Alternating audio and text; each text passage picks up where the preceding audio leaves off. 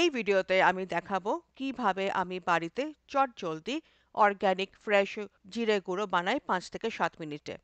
এর জন্য আমি একটা তাওয়া ধোঁয়া ওঠা অবধি গরম করেছি, তারপর গ্যাস অফ করে দিয়েছি। তারপর গোটা জিরে হাফ কাপ দিয়েছি। 2 থেকে 3 মিনিট নাড়িয়ে সেঁকে নিয়েছি। এই স্টেপ করলে জিরে গুঁড়োর গন্ধ আর টেস্ট খুব ভালো আসে।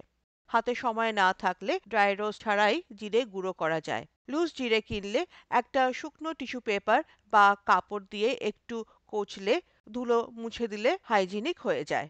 জিরে হয়ে গেছে, হাতে গরম লাগছে, হালকা জিরে ভাজার গন্ধ বেরোচ্ছে, দাঁতে কামড় দিলে কুড়মুড় করছে। যাতে বেশি না পুড়ে যায়, চট করে আমি ভাজা জিরে একটা প্লেটে নিয়ে নিয়েছি। তারপর 1 থেকে 2 মিনিট ঠান্ডা করে নিয়েছি।